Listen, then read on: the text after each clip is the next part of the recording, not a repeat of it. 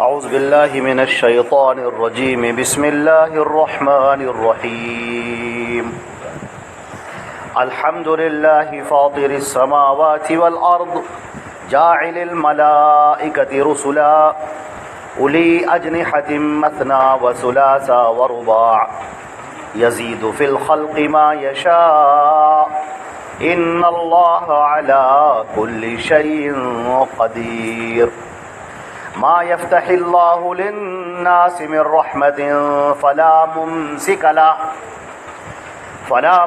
لها وما يمسك فلا مرسل له من بعده وهو العزيز الحكيم يا أيها الناس اذكروا نعمة الله عليكم هل من خالق غير الله يرزقكم من السماء والأرض لا إله إلا هو فأنا تؤفكون وإن يكذبوك فقد كذبت رسل من قبلك وإلى الله ترجع الأمور يا أيها الناس إن وعد الله حق فلا تغرنكم الحياة الدنيا ولا يغرنكم بالله الغرور إن الشيطان لكم عدو فاتخذوه عدوا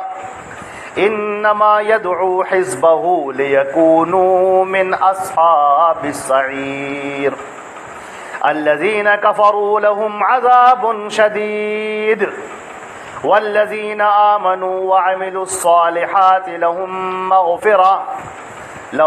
مغفرة وأجر کبیر۔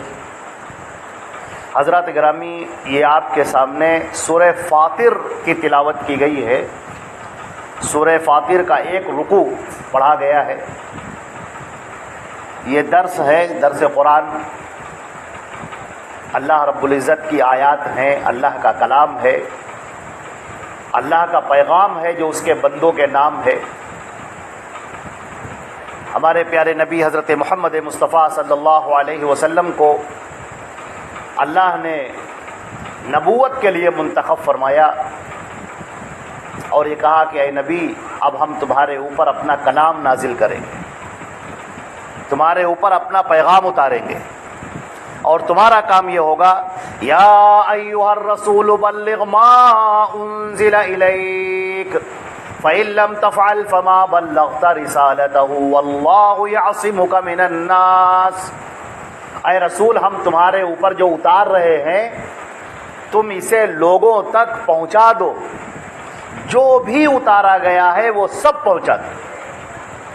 اگر تم نے اس میں سے کچھ بھی چھپا لیا تو تم نے رسالت کا حق نہ ادا کیا، اور اللہ تمہاری حفاظت کرے گا لوگوں سے، اللہ تمہاری حفاظت کرے گا لوگوں سے۔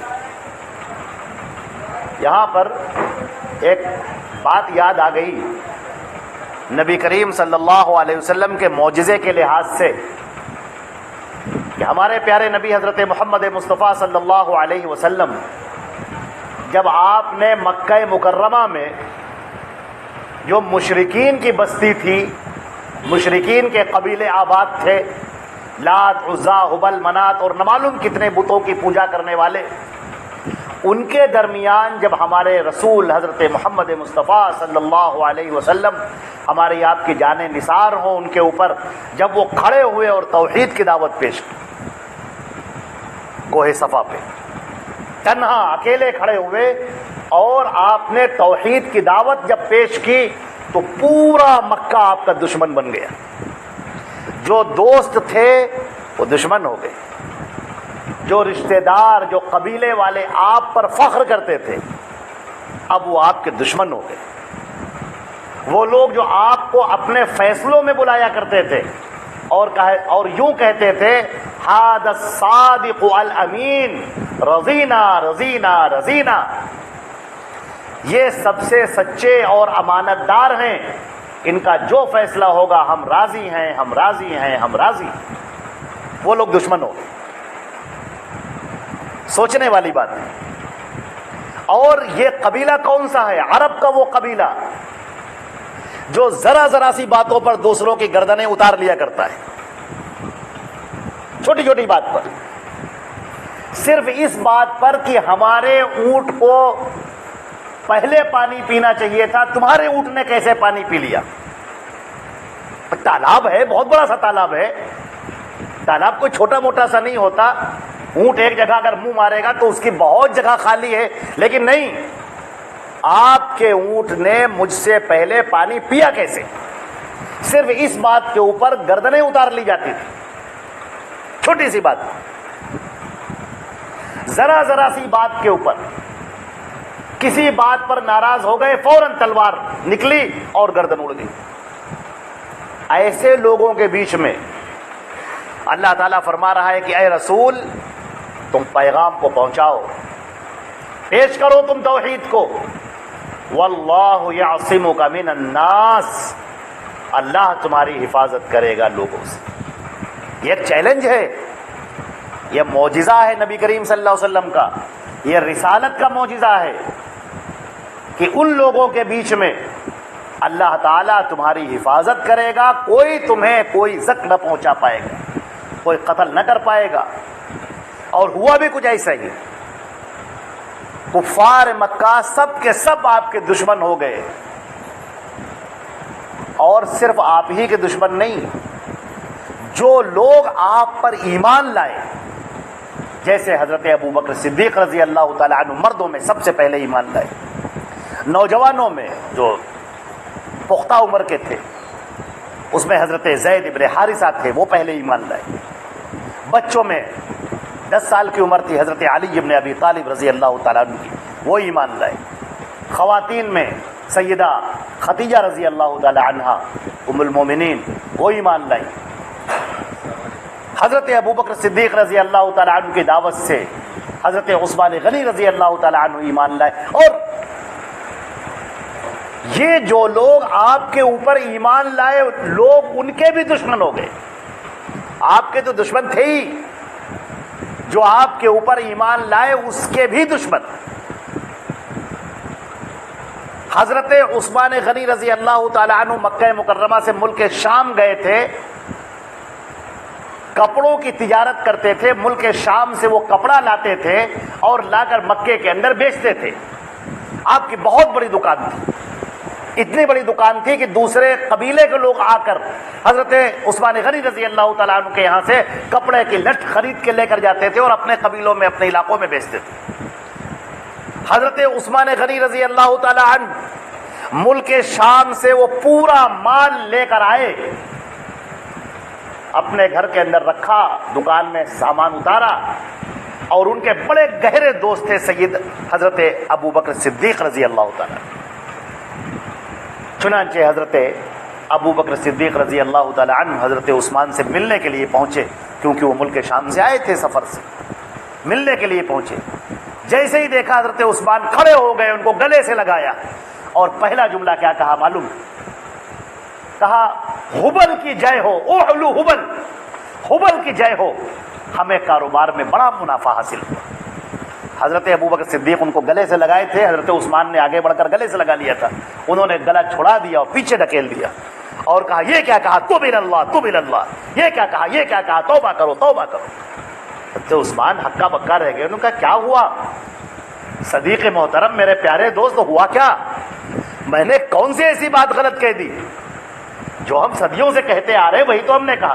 انہوں نے کہا نہیں، ہم اب تک گمراہی میں تھے، ہم غلط راستے پر تھے، اللہ نے اپنا پیغام اتارا ہے جو آسمان اور زمین کا پیدا کرنے والا، ہمارا تمہارا پیدا کرنے والا، پوری کائنات کا خالق ہے، وہی تنہا لا الہ الا اللہ، عبادت کے لائق اس اللہ کے علاوہ دوسرا کوئی نہیں۔ یہ تم نے کیسے کہہ دیا اولو ہبل کے، ہبل کی جے ہو، ہبل کی وجہ سے، ہبل کی برکت سے ہمیں کاروبار میں منافع ہوا، یہ کفر بتا تم نے۔ حضرت عثمان غنی رضی اللہ تعالی عنہ اسی جگہ پر بیٹھ گئے اور کہا ابو بکر کچھ کیا بتا رہے ہو تم، اور بتاؤ، پوری وضاحت کرو۔ چنانچہ انہوں نے کہا کہ آؤ چلتے ہیں اللہ کے نبی کے پاس صلی اللہ علیہ وسلم۔ چنانچہ اسی وقت کی بات ہے، یہ ابھی تازہ تازہ آئے ہیں، نبی کریم صلی اللہ علیہ وسلم کی خدمت میں حاضر ہوئے. اللہ کے رسول صلی اللہ علیہ وسلم نے بتایا کہ اے عثمان، اللہ نے مجھے نبی بنایا ہے، میرے اوپر اللہ نے پیغام اتارا ہے. پھر وہ پیغام سنایا، اللہ کی توحید سنائی اور کہا سنو، یہ لات عزا ہبل منات یہ کچھ نہیں ہے. اگر ان کو پکارتے رہے اور ان کے لیے سجدے کرتے رہے اور ان کے لیے قربانیاں دیتے رہے اور مصیبتوں میں ان کے نام کی دعائیں دیتے رہے تو تم کفر پر مرو گے اور جہنم کے مستحق. کیا تم اللہ کی بنائی ہوئی جنت میں داخل ہونا چاہتے ہو؟ وہ جنت جو اللہ نے سجائی ہے، کیا تم اس جنت میں داخل ہونا چاہتے ہو؟ انہوں نے کہا ہے اللہ کے رسول، میں اس جنت میں داخل ہونا چاہتا ہوں، بتائیے مجھے کیا کرنا ہوگا. کہا کہ ایک اللہ کی توحید کا اقرار کرو اور میری رسالت کا اقرار کرو، اللہ کی جنت میں داخل ہو جاؤ. اسی وقت انہوں نے کلمہ پڑھا، اشہد ان لا الہ الا اللہ واشہد ان محمدا عبدہ ورسولہ. اب آپ کو اندازہ ہے کہ اس کلمہ پڑھنے کے بعد کیا ہوا. ابھی ہم نے بتایا آپ کو، پورا مال بلا کر رکھا ہوا تھا، ابھی مال رکھا ہوا تھا، ابھی دکان کھولنے کی نوبت نہیں آئی تھی. یہ پورا مال جو ملک شام سے لے کر آئے تھے. حضرت عثمان کے ایمان لانے کی خبر جیسے ہی پھیلی مکے میں، مکے والوں نے اعلان کر دیا کہ خبردار کوئی عثمان سے مال نہ خریدے، کوئی کپڑا نہ خریدے. سوچ کے دیکھیے، تھوڑی دیر کے لیے سوچ کے دیکھیے، جو آدمی اپنا بزنس کرتا ہے، جو تجارت کرتا ہے، جو پیسہ لگاتا ہے، جو اپنی پونجی لگا دیتا ہے، جو سفر کر کے آیا ہے. آج کل کا سفر نہیں ہوتا صبح گئے شام کو واپس آ گئے، مہینوں کا سفر، 6 مہینے لگ جاتے تھے سفر کرنے. اور یہاں مکے میں اعلان کیا ہو گیا، خبردار کوئی ان کی دکان سے سامان نہ خریدے گا. حضرت عثمان رضی اللہ تعالیٰ عنہ دکان پر بیٹھ رہے ہیں، دکان کھل رہی ہے، لوگ آتے ہیں اور سامنے سے نکل جاتے ہیں، لوگ آ رہے ہیں سامنے سے نکلتے چلے جا رہے ہیں. پورا مال ویسا کہ ویسے رکھا ہوا. شیطان مردود نے بہت بہکانے کی کوشش کی کہ ایمان چھپا لینا، کیا ضرورت ہے اعلان کرنے کی، کچھ چیزیں تو چھپائی بھی جا سکتی ہیں. اللہ پر ایمان رکھتے ہو، رکھتے رہنا، دل کے اندر رکھ لینا ایمان، اکیلے میں تنہائی میں چپکے سے نماز پڑھ لینا، لیکن سب کے سامنے کچھ اور کہہ دینا. حضرت عثمان غنی رضی اللہ تعالیٰ عنہ نے شیطان کی ان چالوں کو اوپر پانی پھیر دیا. ان کا نہ، میرا مال رہے یا جائے، میری زندگی رہے یا جائے، میں اللہ کی توحید سے ایک ذرے کے برابر بھی دستبردار ہونے کے لیے تیار ہوں. اللہ کی توحید کے ساتھ میں کوئی کمپرومائز ذرہ برابر گوارا نہیں. یہ پورا مکہ دشمن ہو جائے تو ہو جائے. حضرت عثمان غنی رضی اللہ تعالی عنہ کے ہی نام کے ایک صحابی ہیں، ان کا نام ہے عثمان ابن مظعون. یہ عثمان ابن عفان ہے، یہ عفان کے بیٹے ہیں اور وہ ہیں مظعون کے بیٹے. حضرت عثمان ابن مظعون وہ ایمان لے کر آئے. جیسے ہی اللہ کے نبی صلی اللہ علیہ وسلم کے اوپر وہ ایمان لے کر آئے، کفار مکہ نے ان کو مارا، گلی کے اندر راستے پر مارا، سب پل پڑے ان کو مارنے کے لیے. وہاں سے وہ بھاگے کسی طرح سے جان بچا کے، تو ان کا چچا ملا، سگا چچا. وہ وہاں پر کھڑے ہو گئے کہ یہ میرا چچا ہے. چچا نے ان کا ہاتھ پکڑا، اپنے گھر کے اندر لے گیا اور ایک کمرے میں بند کر دیا. اور جو چٹائی ہوتی ہے جو زمین پر بچھائی جاتی ہے، اس چٹائی کو وہاں پر دھواں، اس کو جلا دیا اور دھواں بھر دیا اور دروازہ بند کر دیا کہ دھوئیں سے یہ گھٹ گھٹ کے مر جائے. یہ عثمان ابن مظعون کے ساتھ کیا. کیا انہوں نے کوئی چوری کی تھی، کسی کا سامان لوٹا تھا، کسی کی دکان میں آگ لگائی تھی، کوئی غلط کام؟ کچھ نہیں. ایک اللہ کی توحید کا اقرار کر لیا، بس یہ دشمن ہو گئی. دنیا دشمن ہو گئی. اور اللہ کو یہی امتحان پسندیدہ ہے. اللہ کی عبادت کرنے والے تو بہت ہیں. وَإِن مِّن شَيْءٍ إِلَّا يُسَبِّحُ بِحَمْدِهِ، کوئی ایسی چیز نہیں ہے جو اللہ کی تسبیح نہ بیان کرتی. تم کیا کرو گے اللہ کا ذکر؟ تم کتنا ذکر کر پاؤ گے اور کتنی مدت تک کر پاؤ گے؟ تمہاری زندگی 60-70 سال کی ہے، ایک کونے میں اگر بیٹھ جاؤ اللہ کا ذکر کرتے کرتے تو بھی کچھ حق ادا نہ ہوگا. یہاں فرشتے ہیں جو جب سے پیدا کر دیے گئے وہ سبحان ربی الاعلیٰ کہہ رہے، سجدے میں پڑے ہوئے ہیں. کوئی سبحان ربی العظیم کہہ رہا ہے، رکوع میں ہے.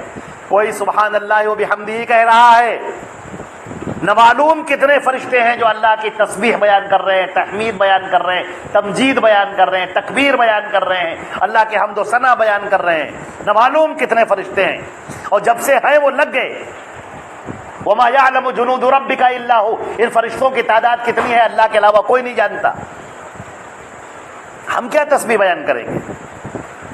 اللہ کا جو عرش ہے، اللہ رب العزت اپنے عرش پر مستوی ہے، اپنی ذات کے اعتبار سے عرش پر مستوی ہے، عرش پر اللہ تعالیٰ بیٹھا ہے اپنی ذات کے اعتبار سے، اور پوری کائنات کی اس کو خبر ہے اس کے علم کے اعتبار سے۔ کالے پہاڑ پہ چلنے والی کالی چیونٹی کے پیروں کی حرکت کو کالی رات میں وہ دیکھتا ہے۔ مخلوق کی کوئی ذرہ اسے پوشیدہ نہیں ہے، ہر ایک کی اس کو خبر ہے۔ اس اللہ کے عرش کے نیچے ایک بیت اللہ ہے، جیسے دنیا میں خانہ کعبہ ہے ویسے ہی فرشتوں کا ہے بیت المعمور، وہ عرش کے نیچے۔ اللہ کے نبی صلی اللہ علیہ وسلم نے فرمایا، معراج میں تشریف لے گئے تھے، ایک وقت میں 70,000 فرشتے اس بیت المعمور کا طواف کرتے ہیں، ایک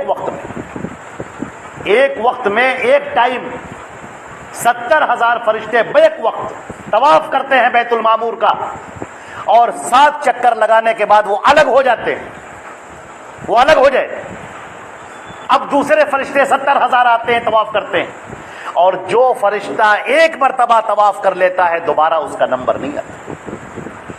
وَلَا يَعْلَمُ جُنُودُ رَبِّكَ إِلَّا هُوَ، تمہیں یہ فرشتوں کی تعداد کتنی ہے، اللہ کے لشکر کی تعداد کتنی ہے، اللہ کے علاوہ کوئی جانتا ہی نہیں، کوئی فرشتہ نہیں جانتا، کوئی نہیں جانتا۔ یہ اللہ رب العزت کی تسبیح اور تحمید اور تمجید بیان کرنے والے، اس کے سامنے سجدہ کرنے والے، رکوع کرنے والے بہت مخلوقات ہیں، لیکن اللہ کو پسندیدہ کیا ہے؟ وما خلقت الجن والانس الا ليعبدون، ہم نے جناتوں کو اور انسانوں کو اپنی عبادت کے لیے بنایا ہے۔ ہم یہ چاہتے کہ یہ انسان، لقد خلقنا الانسان فی کبد، ہم نے انسان کو مسائل میں گھرا ہوا پیدا کیا ہے، مسائل کے ساتھ، وہ آزاد نہیں ہے، مسائل کے ساتھ گرفتار ہے، وہ اس کا گھر ہے، خاندان ہے، دوست ہیں، احباب ہیں، رشتہ دار ہیں، کام ہے، دھندا ہے مختلف، اور اس کے درمیان جب وہ اللہ رب العزت کی عبادت کے لیے تیار ہو جاتا ہے، ایک آدمی دکان پر بیٹھا ہے اپنا کام کر رہا ہے، ایک عورت اپنے گھر کے اندر آٹا گوندھ رہی ہے، کام کر رہی ہے، اور نماز کا وقت ہو جاتا ہے، وہ ایسا ہاتھ جھاڑ کر کھڑے ہو جاتے ہیں گویا کہ اس دنیا کے رہنے والے ہیں ہی نہیں، اللہ کی یاد کے لیے کھڑے ہو جاتے ہیں، فرشتے ان پر رش کرتے ہیں، کیا کہنے، اللہ تعالیٰ مسکراتا ہے، کیا کہنے، یہ میرا بندہ ہے، دیکھو اس کو کام کی کوئی پرواہ نہیں، اس کا بھروسہ میرے اوپر ہے، اس کو یہ اس بات کی فکر نہیں کہ میرے گراہک ٹوٹ جائیں گے، اس کو اس بات کی فکر نہیں کہ ہمارا خزانے میں پیسہ کم آئے گا، اس کو اس بات کی فکر نہیں کہ یہ کام کر لیں پھر یہ کریں گے، پھر یہ کریں گے، ٹال مٹول والا اس کا مزاج نہیں، کہ اللہ کے لیے کھڑا ہو گیا۔ یہ جو چیز ہے یہ اللہ کو پسندیدہ ہے۔ میرے عزیزو، یہی وہ چیز تھی جو مکے میں مفقود تھی نہیں۔ عزیزان محترم، ذرا بہت غور سے سنیے گا، کیا مکے کے لوگ اللہ کو نہیں مانتے تھے؟ کیا یہود اور نصارہ اللہ کو نہیں مانتے تھے؟ عزیزان محترم، مانتے تھے۔ یہود تو اپنے آپ کو اہل توحید آج بھی کہتے ہیں کہ ہم توحید کے اوپر قائم ہیں، یہودی آج بھی کہتے ہیں، وہ اللہ کو ماننے والے۔ عیسائی اللہ کو ماننے والے، اور مکے کے وہ جو بت کو پوجتے تھے، لات عزا ہبل کی پوجا کرنے والے، وہ بھی اللہ کو مانتے تھے۔ سورہ زمر میں اللہ نے فرمایا ان سألتهم من خلق السماوات والارض ليقولن اللہ، اگر آپ ان سے سوال کریں کس نے پیدا کیے ان آسمانوں کو زمینوں کو، یہ کہیں گے اللہ نے پیدا کیا۔ جب یہ غلہ نکالتے تھے، جب کھیتی باڑی پیدا ہوتی تھی، جب کھیتی پیدا ہوتی تھی تو اس فصل میں جاتے تھے اور نشان لگاتے تھے ھذا للہ وھذا لشرکائنا، یہ حصہ ہے اللہ کا، اللہ کے نام پر خرچہ کریں گے، یہ حصہ ہے ہمارے بتوں کا، ہمارے معبودوں کا، لات عزا ہبل کا، یہ ان کے نام پر خرچہ ہوگا۔ اور اگر اس حصے میں کچھ کم پڑ جاتا تھا تو بتوں سے نہیں لیتے تھے، ان کے حصے کو چھوتے بھی نہیں تھے، ڈرتے تھے، خوف کھاتے تھے، اللہ کا حصہ لے لیتے تھے، کوئی بات نہیں۔ اللہ نے بیان کیا یہ، ذرا تم دیکھو تو پہلے اپنے آپ کو غور کر کے دیکھو تو اللہ کو ماننے والے، اللہ کو خالق ماننے والے، اللہ کو رازق ماننے والے، اللہ کو رب ماننے والے، یہ سب تھے، یہود بھی، نصارہ بھی، مشرکین مکہ بھی۔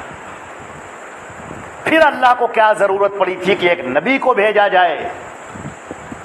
اللہ کو تو سب مان رہے تھے، نمازیں بھی پڑھ رہے تھے، قرآن پاک میں وَمَا كَانَ صَلَاتُهُمْ عِنْدَ الْبَيْتِ إِلَّا مُكَاءً وَتَصْدِيًا، یہ لوگ اللہ کے لیے جب نماز پڑھتے ہیں تو چیخو پکار کرتے ہیں، ہاؤ ہلڑ مچاتے ہیں، یہی ان کی نماز ہے۔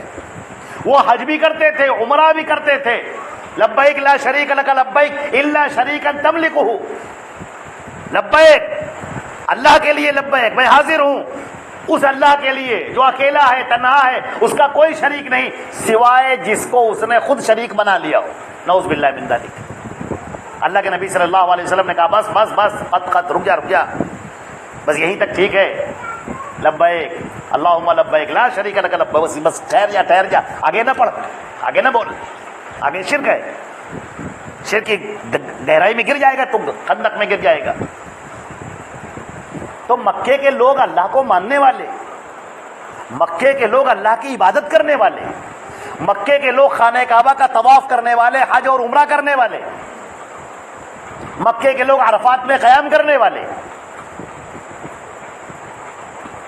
پھر ان کے درمیان میں اللہ کے نبی صلی اللہ علیہ وسلم کو اللہ نے جو پیغام دے کر بھیجا وہ کیا پیغام تھا؟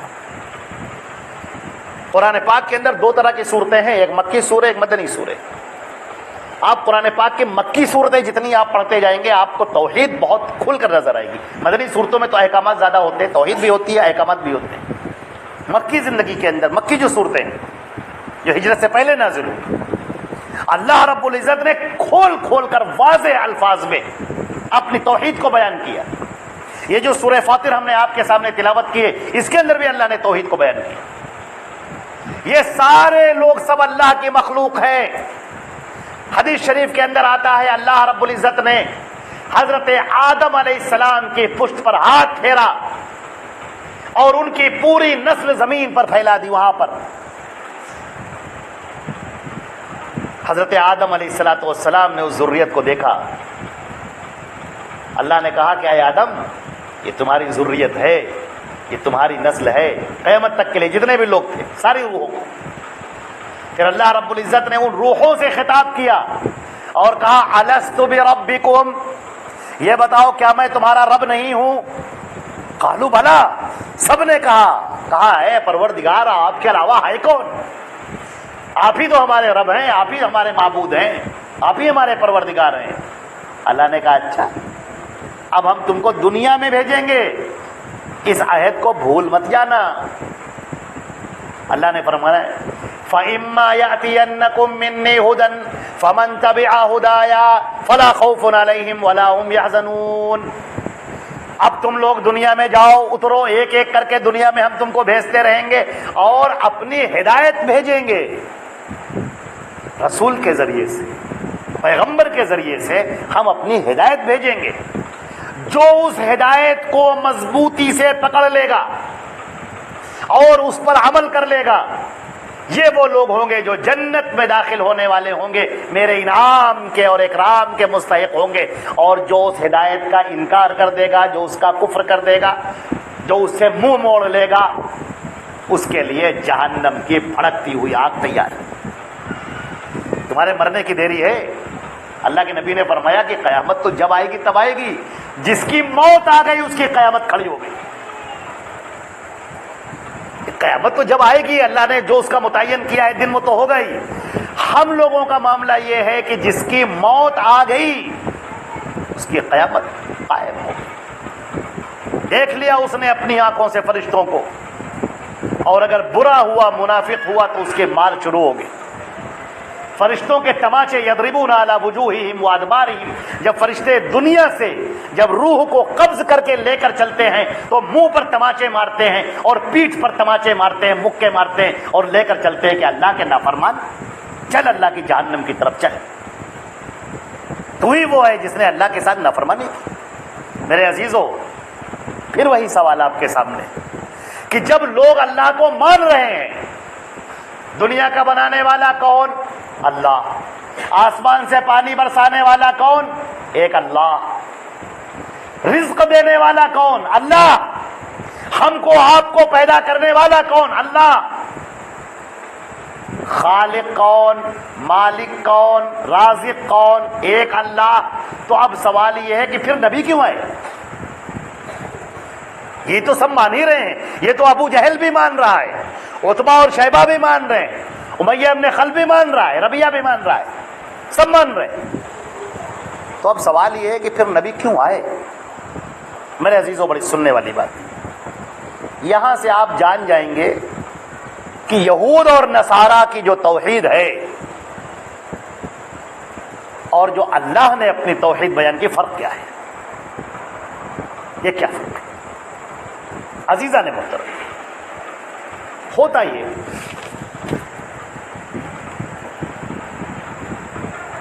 بخاری شریف کے اندر روایت ہے، ہمارے نبی صلی اللہ علیہ وسلم نے یہ بتایا کہ شرک کی ابتدا کیسے ہوئی۔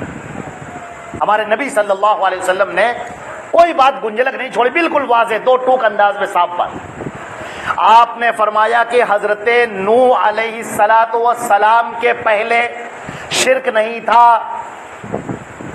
حضرت نوح کا جب زمانہ آیا تو ان کی قوم میں شرک پیدا ہوا پہلی مرتبہ۔ کیسے ہوا؟ یہ کہ حضرت نوح کی قوم میں کچھ نیک لوگ تھے جن کے نام قرآن پاک نے بھی بیان کیا اور ہمارے نبی حضرت محمد مصطفیٰ صلی اللہ علیہ وسلم نے اپنی حدیث پاک میں بھی بیان فرمائے۔ ود و سواع یعوق و نصر، یہ نام ہے، ود، سواع، یعوق، نصر، یہ نام ہے ان کے۔ یہ نیک لوگ تھے، اللہ کی عبادت کرنے والے، اللہ رب العزت کی طرف مائل ہونے والے، متقی، پرہیزگار، تسبیح بیان کرنے والے۔ اب دیکھیے ہمارے نبی کیا فرماتے ہیں، جب ان کا انتقال ہو گیا تو شیطان مردود انسان کی شکل میں ان لوگوں کے پاس آیا اور کہنے لگا کہ الا تذکرون فلانا و فلانا و فلانا، تم فلاں فلاں کو یاد نہیں کرتے؟ لوگوں نے کہا کیوں نہیں، کہ بالکل یاد کرتے ہیں۔ کہا تو ان کو پھر روز کیوں نہیں دیکھتے؟ تو لوگوں نے کہا کہ ارے بھائی وہ ان کا انتقال ہو چکا ہے، وہ دنیا سے جا چکے ہیں، اب ان کو کیسے دیکھیں گے، وہ تو دنیا سے چلے گئے۔ کہا نہیں، ان کے مجسمے بناؤ، اسٹیچوز، ان کے مجسمے بناؤ، ان کی تصویریں بناؤ اور روز ان کو دیکھا کرو۔ لوگوں کو یہ بات بڑی اچھی لگی، کہا ہاں ہاں کیوں نہیں۔ لہذا شیطان نے طریقہ سجھایا، عمل انسان نے کیا۔ اب اس انسان نے حضرت نوح کے زمانے میں لوگوں نے ان ید، ودوں و یعوق و نصر، ان سب کے مجسمے بنائے، مٹی کے پتلے بنائے، ان کی تصویر بنائی، مورتی، اور اب بنائی اور اپنے کمرے میں رکھ دی۔ اب ان کے بچے دیکھتے، دیکھو یہ ہیں بہت بڑے بزرگ، بہت نیک بزرگ ہیں، یہ بڑی اللہ کی، ابھی شرک شروع نہیں کیا، ابھی شرک نہیں شروع کیا۔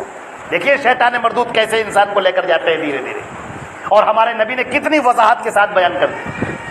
یہ لوگ دنیا سے چلے گئے جو اللہ کی عبادت کرنے والے، اللہ کی پوجا کرنے والے، اللہ سے مانگنے والے، جب یہ دنیا سے رخصت ہوئے اور ان کے وہ بچے جو گودوں میں کھیلتے تھے اور جن کی آنکھیں کھلی تو انہوں نے اس مورتی کو دیکھا، جب آنکھیں کھلی تو انہوں نے اسی کو پایا، اب وہ ان کا احترام کرنے لگے۔ اب ان پر مٹی جم جاتی، دھول گردہ جم جاتا تو اس کو دھلنے لگے، اس کو صاف کرنے لگے، مانگنے نہیں لگے، ابھی دھلنے لگے۔ وہ صاف کرنے لگے۔ پھر شیطان نے ایک نکتہ سجھایا، عزیزان گرامی سنیے گا، شیطان نے یہ نکتہ سجھایا کہ تم جب اس جگہ پر کھڑے ہوتے ہو تو یہ بت جو مورتی، یہ اللہ کے بڑے مقدس بندے ہیں، بڑے محترم بندے ہیں، یہ جگہ اور باہر کی جگہ، بازار کی جگہ دونوں برابر نہیں ہو سکتی۔ جب تم اللہ کو وہاں پکارتے ہو تو اللہ تمہاری پکار سن بھی سکتا ہے، نہیں بھی سن سکتا ہے، لیکن یہاں جب پکارو گے تو ان کی برکت سے، ان کی برکت سے، ان کی توجہ سے اللہ تمہاری دعاؤں کو سنے گا۔ لہذا اب وہ لوگ وہاں پر کھڑے ہو کر اللہ سے مانگنے لگے، وہاں پر مورتیوں کے سامنے کھڑے ہو کر اللہ سے مانگنے لگے۔ یہ نسل چلتی رہی، پھر یہ نسل بھی گزر گئی، اب دوسری نسل آئی، اب وہ پہلے والوں کے پوتے اور دوسری نسل والوں کے بیٹے، جو چھوٹے بچے تھے، دودھ پیتے بچے تھے، اب وہ کڑیل جوان ہو گئے۔ اب وہ کیا دیکھتے ہیں کہ ہمارے باپ، ہمارے دادا یہاں پر کھڑے ہو کر دعا مانگا کرتے تھے، ان مورتیوں کو نہلایا کرتے تھے، کپڑے پہنایا کرتے تھے، ان کو خوشبو لگایا کرتے تھے، عطر لگایا کرتے تھے۔ اب وہ سمجھنے لگے کہ باہر نہیں مانگنا ہے، مانگنا یہی ہے۔ اب ان کے ذہنوں میں شیطان نے پٹی پڑھائی کہ ان کو کم مت سمجھنا، یہ مورتی پتھر کی ہیں، لیکن جب تم پکارتے ہو ان کو تو یہ تمہاری پکار سنتے ہیں، جب تم یہاں پر کھڑے ہو کر آواز دیتے ہو تو یہ تمہاری آواز سنتے ہیں۔ تم اللہ سے مانگ رہے ہو، تم تو گنہگار ہو، تم اللہ سے مانگ رہے ہو، تم تو گنہگار ہو۔ تم ان سے کہو کہ یہ اللہ سے مانگے، یہ تمہارے شفیع بن جائیں، تمہارے سفارشی بن جائیں، تمہاری بات کو اللہ تک پہنچانے والے بن جائیں، یہ کہو تم ان کو۔ یہ چیز شرک میں آ گئی۔ اب سیدنا نوح علیہ السلام کو اللہ نے متعین کیا اور کہا، اے نوح اب جاؤ ان کو یہ بات سمجھاؤ کہ اللہ کے علاوہ کسی کو بھی نہ پکارا جائے۔ جو اس دنیا سے جا چکا وہ اپنی دنیا میں منتقل ہو چکا، اب اس کو آواز دینا، یہ عقیدہ رکھنا کہ ہم پکارتے ہیں تو وہ سنتے ہیں، ان کو آوازیں دینا، یہ عقیدہ رکھنا کہ اب وہ اللہ سے ہمارے لیے سفارش کریں گے، ہمارے لیے اللہ سے بات کریں گے، ہم یہاں پر کھڑے ہو کر لات عزا ہبل کو پکاریں گے تو یہ سنیں گے، یہ تمہارا پکارنا ہی شرک ہے۔ حضرت نوح علیہ السلام نے جب یہ دعوت پیش کی تو آپ کو معلوم ہے کیا ہوا؟ سورہ نوح پڑھیے گا، سورہ انبیاء، سورہ نوح، بڑی تفصیل سے ذکر کیا، اللہ نے بڑی تفصیل سے ذکر کیا۔ اور کبھی کبھی ہم سوچتے ہیں کہ اللہ تعالیٰ آپ نے اتنی تفصیل سے اس کا ذکر کیا کیوں؟ تو ہمیں لگتا ہے یہ ہم جیسوں کو سمجھانے کے لیے اللہ نے کیا ہے کہ دیکھو ایسے سمجھایا تھا نوح نے، لیکن لوگوں کی سمجھ میں بات نہیں آئی تھی، حالانکہ بات بالکل صاف صاف تھی۔ قرآن پاک نے تذکرہ کیا، ہؤلاء شفعاؤنا عند اللہ، یہ جو بت ہیں لات عزا منات یعوق نصر، یہ اللہ نہیں ہے، یہ اللہ کے پاس ہمارے سفارشی ہوں گے۔ اللہ تعالیٰ فرماتا ہے ما نعبدهم الا ليقربونا الى الله زلفى، ہم ان کی عبادت اس لیے کرتے ہیں کہ یہ اللہ سے ہم کو قریب کر دے۔ اللہ تعالیٰ فرماتا ہے فَأَنَّىٰ تُؤْفَكُونَ، کہاں گمراہ ہو کر پھر رہے ہو تم؟ پلٹ کر آؤ میری طرف، ادعونی استجب لکم، مجھے پکارو میں تمہاری پکار سنوں گا۔ نحن اقرب الیہ من حبل الورید، ہم تمہاری شہرک سے بھی زیادہ قریب ہیں۔ تم رات میں بستر پر اپنے تکیے پہ لیٹ کر اگر ہم کو آواز دیتے ہو تو ہم اس آواز کو سنتے ہیں، کہاں بیچ میں کوئی واسطہ۔ اللہ نے ان واسطوں کو پسند نہیں کیا۔ اللہ خالق ہے، باقی سب مخلوق ہے، ساری مخلوق اللہ کی محتاج ہے، وہ بادشاہ ہے، مالک الملک ہے۔ اللہ کے بندے اللہ سے مانگیں، اللہ کے بندے اللہ کے سامنے روئیں، اللہ کے سامنے گڑ گڑائیں، کہیں اے پروردگار تو پوری دنیا کو رزق دینے والا ہے، اے اللہ ہمیں بھی رزق عطا فرما دے، اے اللہ تو پوری دنیا کو اولاد عطا کرنے والا ہے، اے ہمارے پروردگار تو ہمیں بھی اولاد عطا فرما دے، اے اللہ تو ہر ایک کے کام بنانے والا ہے، اے پروردگار تو ہمارا بھی کام بنا دے۔ اللہ کو یہ پسندیدہ ہے، اللہ کے نبی نے فرمایا اللہ کو وہ نماز بہت پسندیدہ ہے کہ جب بندہ اللہ کے سامنے کھڑا ہو والناس نیام، اور لوگ سو رہے ہوں اور وہ سب سو رہے ہیں، سب خواب خرگوش میں بدمست ہیں، اور وہ بندہ کھڑا ہوتا ہے، اپنی نیند قربان کرتا ہے، وضو کرتا ہے، وہ گرمی ہو یا ٹھنڈک ہو، اور پھر وہ اللہ سے مانگ رہا ہوتا ہے۔ اللہ کو وہ مانگنا بہت پسند ہے۔ حدیث شریف میں آتا ہے کہ اللہ تعالیٰ سمائے دنیا پر اپنی شان کے مطابق نزول فرماتا ہے اور کہتا ہے کوئی مجھ سے مانگنے والا جس کو میں عطا کروں، کوئی مغفرت چاہنے والا ہے کہ میں اسے معاف کر دوں، کوئی رزق چاہنے والا ہے کہ میں اس کو رزق دوں، کوئی کپڑے چاہنے والا ہے جس کو میں کپڑے پہناؤں، ہے کوئی جو مجھ سے مانگنے والا ہو اور میں اس کو عطا کروں۔ اور شیطان لوگوں کو گمراہ کرتا ہے، نہیں اللہ سے مت مانگنا، یہاں سے ہٹو، ادھر آؤ، ان کو پکارو، ان کو آوازیں دو۔ تم نظر و نیاز کرتے ہو، نہیں، نظر و نیاز ان بتوں کے لیے کرو، فاتحہ ان کے لیے پڑھو، ان کو خوش کرنے کے لیے پڑھو۔ تم قسمیں کھاتے ہو، ان کی قسمیں کھاؤ۔ اب ان کے نام کے گنڈے بھی باندھے جا رہے ہیں، تعویذ بھی باندھے جا رہے ہیں، تعویذ کے اوپر لکھا بھی جا رہا ہے جبریل، میکائیل، اسرائیل، اسرافیل، اصحاب کہف کے کتوں کے نام بھی لکھے جا رہے ہیں۔ یہ سب آپ دیکھ سکتے ہیں، یہ حقیقت ہے، برہنہ حقیقت، سارے لوگ جانتے ہیں۔ لوگ جا رہے ہیں، سجدے کر رہے ہیں، غیر اللہ کے لیے سجدے کر رہے ہیں، غیر اللہ کے لیے وہاں پر طواف کر رہے ہیں۔ جیسے خانہ کعبہ کو کپڑا پہنایا جاتا ہے، ویسے ہی مزاروں کے اوپر چادریں بچھائی جا رہی۔ جیسے اللہ کا تحفہ آب زمزم لوگ لیتے ہیں، شوق کے ساتھ لیتے ہیں، پیتے ہیں، اپنے چہرے پر اور اپنے سر پر ملتے ہیں۔ ہمارے نبی صلی اللہ علیہ وسلم نے زمزم پیا، کھڑے ہو کر زمزم پیا، اور اس کے بعد جو پانی بچ گیا اس کو اپنے چہرے پر اور اپنے سر پر لگا لیا، اور کہا زمزم پیتے وقت جو دعا کی جائے، ماؤ زمزم لما شرب لہ، زمزم پی کر تم جو دعا کرو گے اللہ قبول کرے گا۔ یہاں لوگ قبر کے اوپر جاتے ہیں، غسل شریف ہوتا ہے، پھر اس بوتلوں میں وہ پانی بھرا جاتا ہے اور وہ پانی لا کر بدن پر، چہرے پر لگایا جاتا ہے تاکہ بیماریاں دور ہو جائیں۔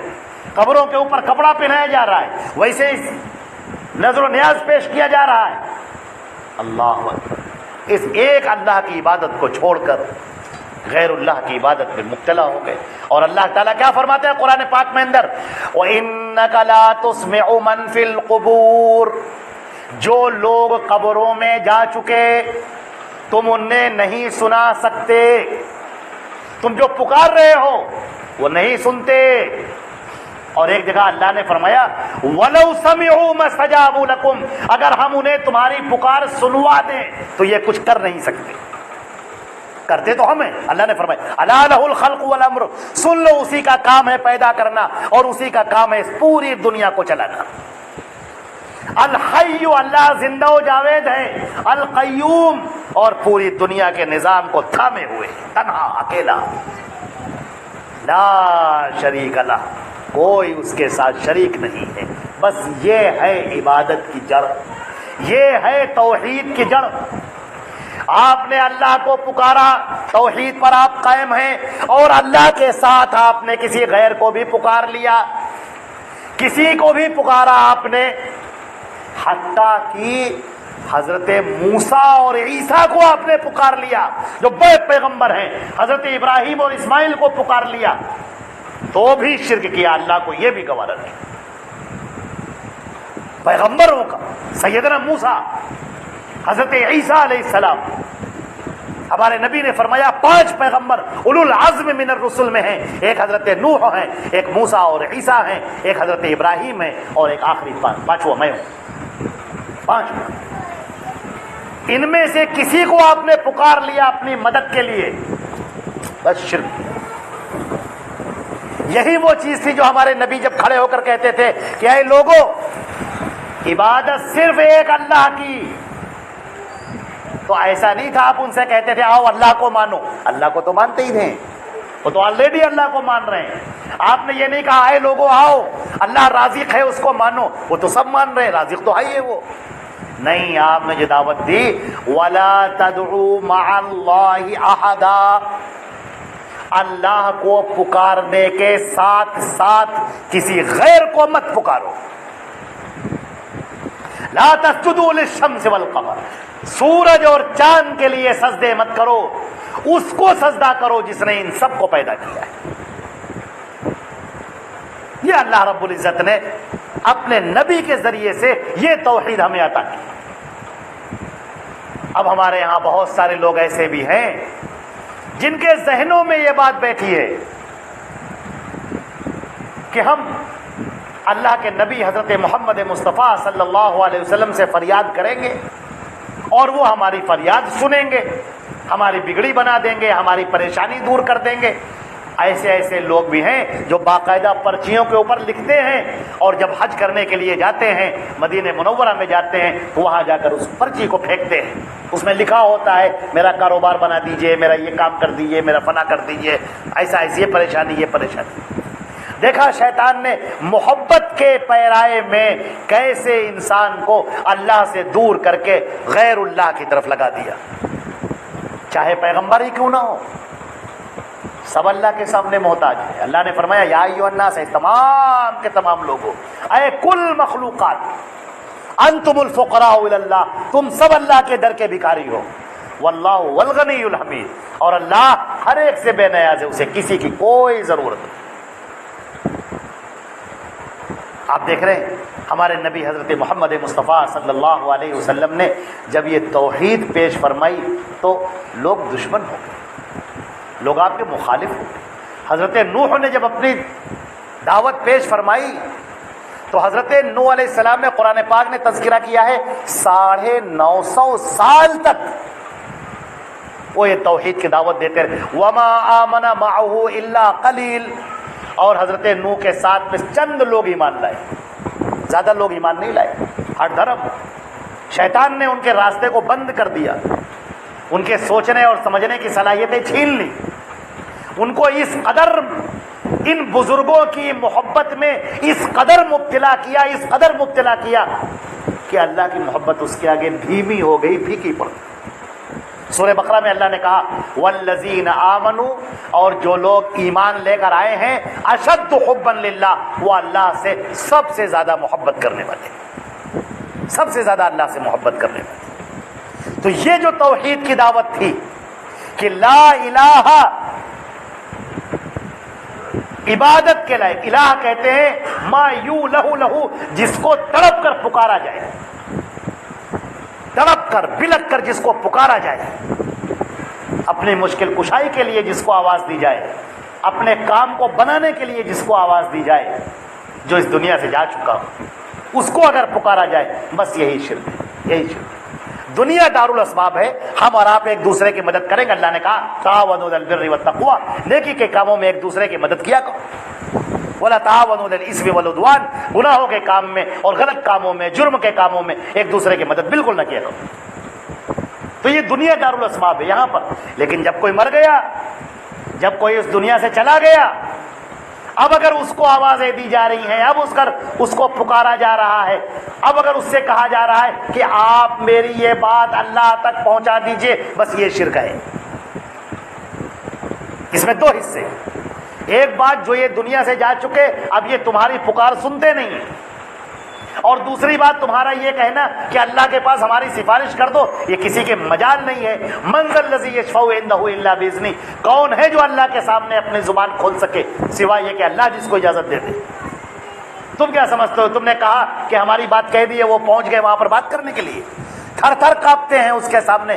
بڑے بڑے انبیاء کرام اور بڑے بڑے جلیل القدر فرشتے، وہ سب تھر تھر کانپتے ہیں. اس کا بھی اللہ نے ذکر کیا، حتی اذا فزع عن قلوبہم، یہاں تک کہ ان کے دل گھبرا جاتے ہیں جب اللہ فرشتوں سے باتیں کرتا ہے. جبریل امین جیسے فرشتے وہ تھر تھر کانپنے لگتے ہیں جب اللہ تعالیٰ ان سے کلام کرتا ہے، بات کرتا ہے. قالوا ماذا قال ربکم، جب ان کی گھبراہٹ کم ہوتی ہے تو کہتے ہیں کیا کہا میرے رب نے؟ تو کہتے ہیں جو کچھ کہا برحق کہا اللہ نے. یہ حال ہے فرشتوں. دیکھیے سورہ فاطر کے اندر اللہ رب العزت نے کیسے ارشاد فرمایا، ترجمہ دیکھیے. الحمدللہ، تمام تعریفیں اللہ کے لیے ہیں. تمہیں شکر ادا کرنا ہے، اللہ کا ادا کرو. یہ جو تم کپڑا پہن رہے ہو، اللہ کے نبی نے اس کی بھی دعا سکھائی، اے اللہ یہ تیرا شکر ہے کہ ہم نے یہ کپڑا پہنا ہے، یہ نیا کپڑا پہنا ہے۔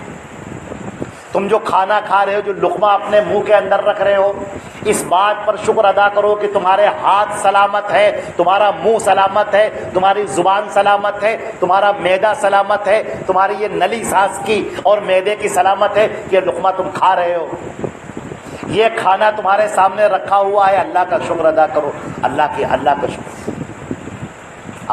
اپنے چاروں طرف غور فکر کر کے دیکھو، کتنے ہی لوگ ہیں جو اس کھانے سے محروم، کتنے ہی لوگ ہیں جو اپنے ہاتھوں کو ہلا نہیں سکتے، فالج گرا پڑا ہوا ہے، وہ اپنی انگلی کو ہلا نہیں سکتے، علاج کر رہے ہیں، پریشان ہیں، اپنے ہاتھ کو ہلا نہیں سکتے، اپنے پیر کو ہلا نہیں سکتے، زبان کو ہلا نہیں سکتے، بول نہیں سکتے۔ کتنے ہی ایسے لوگ ہیں کھانا نہیں کھا سکتے، بستروں پہ لیٹے ہیں، بیمار پڑے ہیں، اور تم صحیح سالم ہو۔ اللہ کا شکر ادا کرو، ناشکری مت کرو، اللہ کا شکر ادا کرو۔ ہمیشہ اس خالق کو یاد رکھو جو خالق و مالک ہے، ہمارا تمہارا رب ہے، جس کے سامنے ہمیں کھڑا ہونا ہے، جو ہم سے حساب لے گا اور ہم سے سوال کرے گا تم نے یہ کیوں کیا اور یہ کیوں کیا۔ اس اللہ کے سامنے ہمیں کھڑا ہونا ہے۔ اللہ نے فرمایا وَأَمَّا مَنْ خَافَ مَقَامَ رَبِّهِ وَنَهَى النَّفْسَ عَنِ الْهَوَىٰ فَإِنَّ الْجَنَّةَ لَهِيَ الْمَأْوَىٰ۔ وہ جو اللہ کے سامنے کھڑے ہونے سے ڈر گیا اور اپنے نفس کو غلط کاموں سے روک لیا تو وہ ہوگا جنت الماوا کا حقدار۔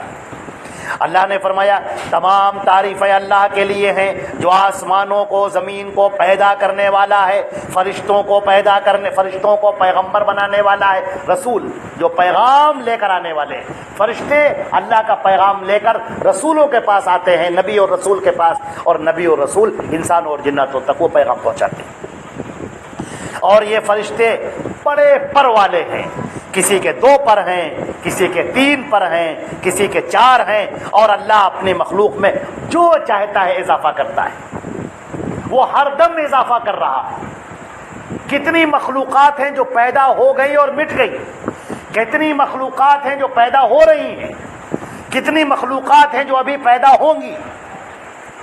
کل یوم ہوا فی شان، ہر دن اس کی شان کا دن ہے، ہر دن اس کے عجائبات کے ظہور کا دن ہے، اس کی قدرت اور کاریگری کے ظاہر ہونے کا دن ہے، ہر دن۔ ہم تو یہی سمجھتے ہیں کہ بس اپنے آپ پر غور کریں، کتنی اللہ کی مخلوقات ہیں، اور اللہ ان سب کو دیکھ رہا ہے اور سب کی ضرورتیں پوری کر رہا ہے۔ اللہ تعالیٰ نے فرمایا ان اللہ علی کل شیء قدیر، بے شک اللہ تعالیٰ ہر چیز پر قادر ہے، وہ بگڑی بنانے والا ہے، معاملات کو بنانے والا ہے۔ جب تمہارے سارے سہارے ٹوٹ جائیں، جب تمہارے کہیں دھواں نظر آ رہا ہو، کوئی راستہ سجھائی نہ پڑ رہا ہو، ان راستوں میں بھی راستہ نکالنے والا اللہ ہے۔ اللہ پر بھروسہ رکھو۔ جس وقت حضرت موسیٰ علیہ السلام چلے، پیچھے فرعون کا لشکر جو قتل کرنے کے لیے ڈر پے، اور سامنے بحر احمر سمندر، بنی اسرائیل گھبرا اٹھے، اب کیا ہوگا؟ سامنے سمندر ہے، اگر آگے بڑھیں گے ڈوب جائیں گے، اور پیچھے فرعون کا لشکر ہے جو اب قریب آیا چاہتا ہے، اب کیا ہوگا؟ نبی کہتے ہیں کلا ان معی ربی سیہدین، ہرگز نہیں، ہمارے ساتھ اللہ ہے جو ہمیں راستہ نکالے گا۔ یہ ہوتی مومنانہ شان۔ ایک مومن کی زندگی اور ایک کافر کی زندگی میں یہی فرق ہے۔ ایک مومن ہمیشہ اللہ سے متوجہ رہتا ہے، ہمیشہ اللہ پر بھروسہ کرتا ہے، اسی کو پکارتا ہے اپنی تمام پریشانی میں۔ وہ مخلوق کے سامنے نہیں کہتا، وہ اللہ کے سامنے کہتا ہے، اور اس کے بعد اسباب اختیار کرنے کے لیے مخلوق سے کہہ دیتا ہے۔ اب دیکھیے جو توحید کی دعوت ہے، جو درس ہے، ما یفتح اللہ للناس من رحمت، اگر اللہ لوگوں پر اپنی رحمت نازل کرنا چاہے، فلا ممسک لہ، تو کوئی اس کو روکنے والا نہیں، کوئی فرشتہ، کوئی نبی، کسی کی مجال نہیں ہے کہ وہ اللہ کے معاملے میں دخل دے دے۔ ہمارے نبی نے ایک مرتبہ دعا فرمائی اور سکھایا ہمیں، لا راد لقضائہ الا، اللہ کے فیصلوں کو اللہ کے علاوہ کوئی ٹالنے والا نہیں، کوئی بدلنے والا نہیں، کسی کی ہمت نہیں ہے، کسی کے مجال نہیں ہے جو اللہ کے معاملے میں دخل دے سکے۔ نفسی نفسی، ہر پیغمبر اپنی فکر کر رہا ہوگا اور اپنی فکر کر کے کہہ رہا ہوگا میرا کیا ہوگا، میرا کیا ہوگا۔ وہ کل قیامت کا دن ہوگا، اللہ کے فیصلوں میں کوئی داخل ہونے والا نہیں۔ تم اللہ کو پکارو، وہ تمہاری پکار سنے گا۔ وہ بادشاہوں کا بادشاہ ہے، وہ شہنشاہوں کا شہنشاہ ہے، اس کے سامنے ہاتھ پھیلاؤ، وہ تمہارے ہاتھ پھیلانے سے خوش ہوتا ہے۔ تم اللہ سے مانگو، وہ تمہارے مانگنے سے خوش ہوتا ہے۔ تم اس کے سامنے فریاد کرو، آنسو بہاؤ، تمہارے بہتے ہوئے آنسو اللہ کو بہت پسند ہے۔ تم جو تڑپ کر اس کو پکارتے ہو، تمہاری یہ تڑپ، تمہاری یہ پکار اللہ کو بہت پسندیدہ ہے۔ اللہ فخر کرتا ہے اپنے بندوں پر۔ وَمَا يُمْسِكُ فَلَا مُرْسِلَ لَهُ مِن بَعْدِهِ، اور اگر اللہ روک لینا چاہے تو کسی کی مجال نہیں ہے کہ وہ اس کو چھوڑ سکے۔ جس کو اللہ نہ دینا چاہے اسے کوئی دے نہیں سکتا، اور جس کو اللہ دینا چاہے اس کو کوئی روک نہیں سکتا۔ وَهُوَ الْعَزِيزُ، وہ بہت طاقتور ہے، الحکیم، بڑی حکمت والا ہے، اس کا ہر فعل حکمت پر ہوتا ہے۔ یا ایھا الناس، اے تمام کے تمام لوگوں، اذکروا نعمت اللہ علیکم، تم اپنے اوپر اللہ کی نعمتوں کو یاد کرو۔ اللہ اکبر، کیا لفظ ہے! قرآن پاک میں ایک دوسری جگہ پر اللہ نے کہا هل اتى علی الانسان حین من الدہر لم یکن شیئا مذکورا، کیا انسان کو یاد نہیں اس کے اوپر ایک ایسا زمانہ گزرا ہے جب وہ کچھ بھی نہ تھا، پانی کا ایک قطرہ تھا جو کسی کی پیٹھ میں تھا،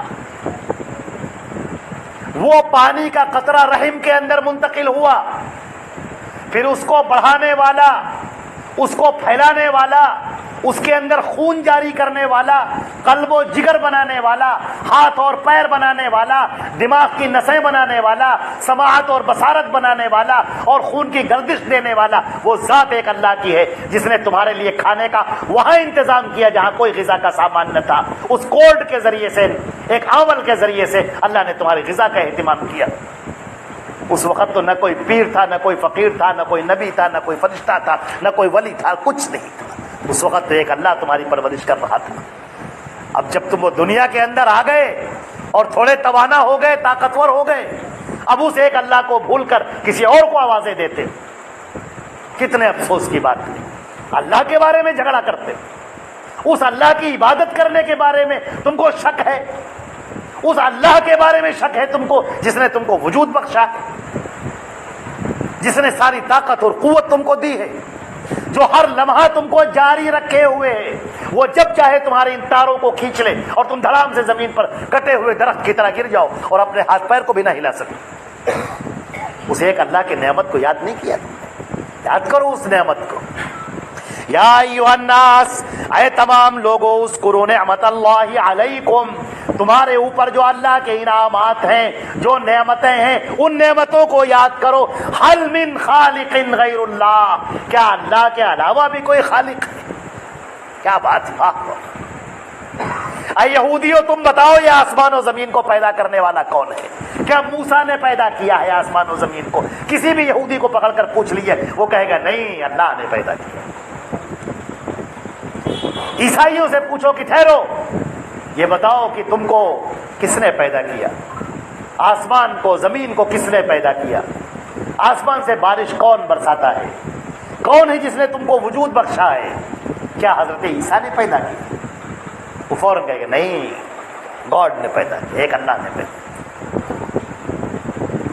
مسلمانوں سے پوچھو کس نے پیدا کیا تم کو اور تمہارے باپ داداؤں کو اور پوری نسل انسانی کو کس نے پیدا کیا؟ آسمان و زمین کا خالق ہے کون؟ وہ کہیں گے اللہ ہے۔ کسی سے بھی پوچھ لی، کسی مسلمان کو پکڑ کے پوچھ لی، کہے گا ایک اللہ ہے۔ اور پھر کیوں تم ان مزارات کے اوپر جاتے ہو؟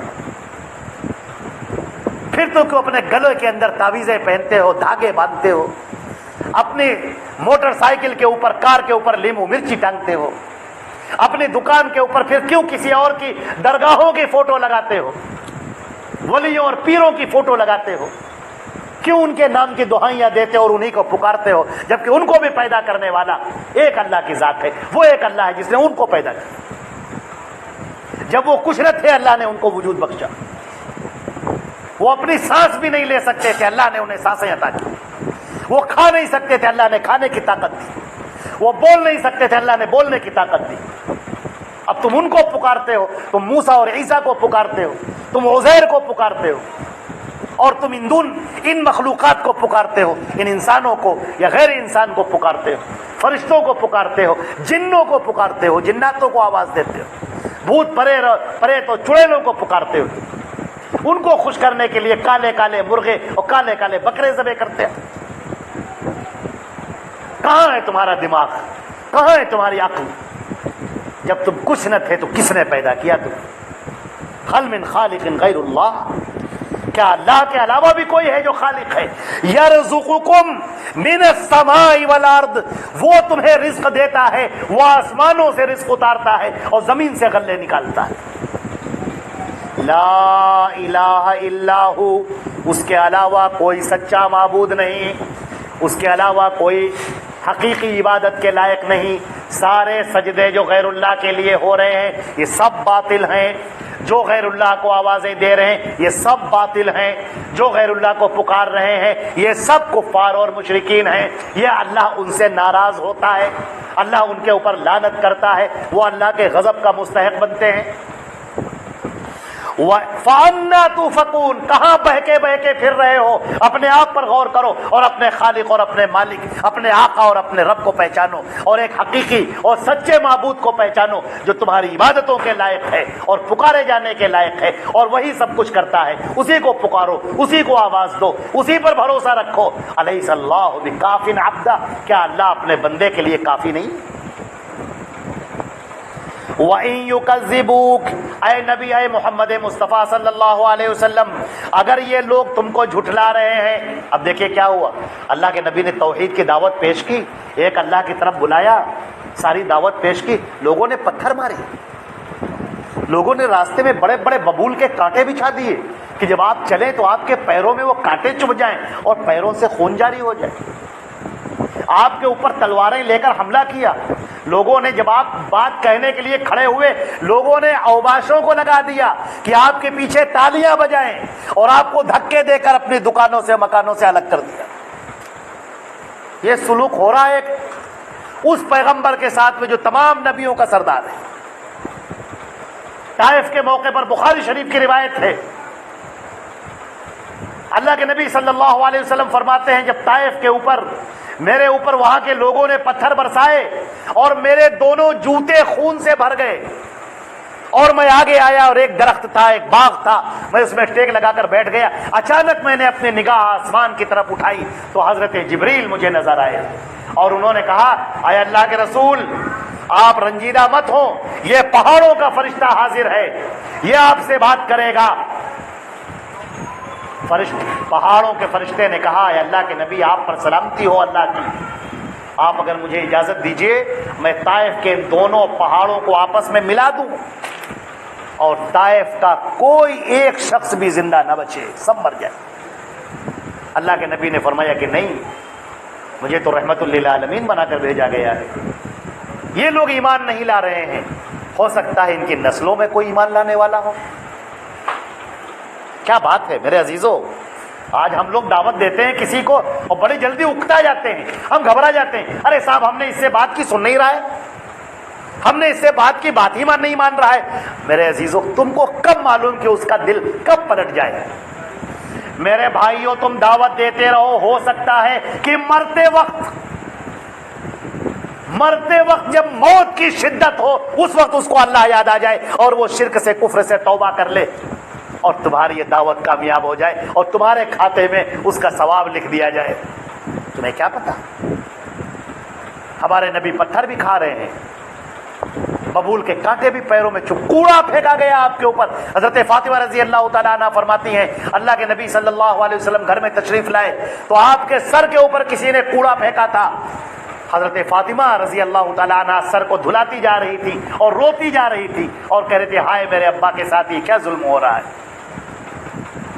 آپ نے کہا میری بیٹی رو نہیں، مجھ سے پہلے جو نبی ہیں ان کے ساتھ میں تو اور بھی بہت برے سلوک ہوئے، بعضوں کو تو آرے سے چیر دیا گیا اور بعضوں کو تو ان کے ٹکڑے ٹکڑے کر دے گئے اور بعضوں کو آگ کی بھٹی میں ڈال دیا گیا۔ یہ دیکھ رہے ہیں آپ، یہ نبی کی تعلیم ہے اپنے مسلمانوں کے لیے، ایمان والوں کے لیے۔ یہ داعی کا کردار ہے جو ہم کو ادا کرنا ہے، یہ توحید کی دعوت ہے جو ہمیں پیش کرنی ہے۔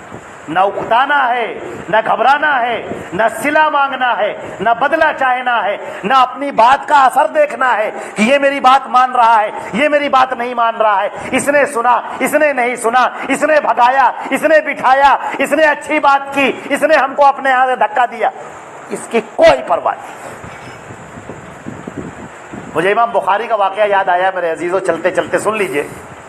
امام بخاری جب بخارا میں داخل ہوئے، بغداد شہر میں، ان کا استقبال کیا گیا، بادشاہ اپنے وزراء کو لے کر باہر آ گیا، شہر سے باہر آپ کے راستے میں پھول بچھا دیے گئے، علماء نے اپنی دستاریں آپ کے قدموں میں بچھا دی اور بڑے شان کے ساتھ والہانہ عزت اور احترام کے ساتھ استقبال ہوا، اور امام بخاری شہر کے اندر وارد ہوئے۔